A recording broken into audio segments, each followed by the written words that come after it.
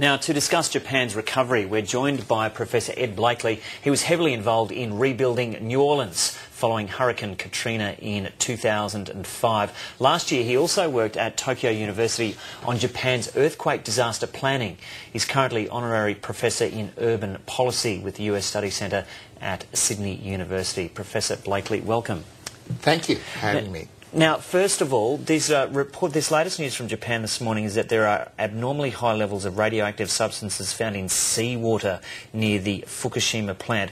What's your reading of whether or not authorities are basically on top of the situation at that nuclear plant now? They're not yet.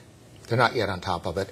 It means there are discharges going through the groundwater, reaching the sea, so they haven't cut off the discharge, and it means they haven't cut off the reactors. So there is still a potential for this to get significantly worse? No, I think it's getting better, but the after effects are still spilling through. Radioactivity is in the soil a long time, it's in water a long time, so I think it's getting better. I think some of the lateral thinking the Americans brought to this process has begun to settle the process down, and we'll get it closed down. Now, we'll get on to disaster management more generally in a moment, but just one more question on the nuclear situation. Does this situation, the situation that's confronting authorities now at Fukushima,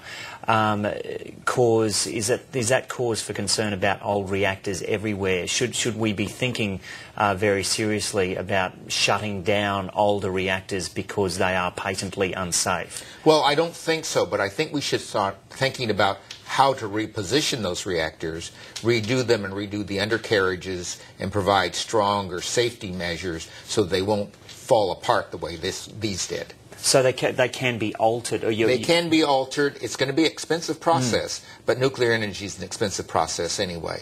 If we're going to have it, we better make it safe. Okay, now you are known as the recovery czar for your work in New Orleans. What's your view as to how the international community is positioned to work effectively and cooperatively in terms of handling national disasters now? Well, the international community is not an international community in disasters. It's one team at a time. As you know, when we had disasters here, we brought in people from California, etc. It's kind of catch as catch can. Now we have Christchurch, where people came from Japan, they came from the United States, and so on. So it's kind of left to the sending country what to send, and the receiving country what they're going to get. And I propose that this should be better coordinated, and there should be an agency to coordinate these responses to disasters. Isn't that to an extent taking authority away from the nation where it has happened? Do you think they might feel threatened about some international agency dictating how they should be handling a situation? No, this is much more an offer. We have this expertise available. What are your needs? We'll send the people that you need to respond to this disaster.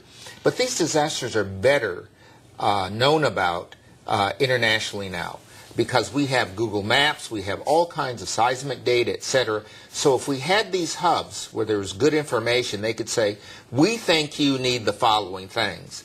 You have a population of this size. It's lost its water supply. We have a water supply we can deliver you from this source, etc. But as it is now, people on the ground have to figure this all out for themselves, know who to call and what to ask for. People may have thought that the UN had already established something like this. Well, I think this is better than peacekeeping, in my view. It's safety making, and the UN doesn't have something like this. The World Bank has something like it. The World Bank, they go in after the disaster and see what the financial needs are, what the recovery needs are, and the like. But we need someone who can respond early on, has all the expertise. Think if there were the Japanese had the American, Swiss, and other atomic energy experts at their disposal. They only had to call one number, kind of a one-stop shop. Here are the people who can help you. How would it be funded?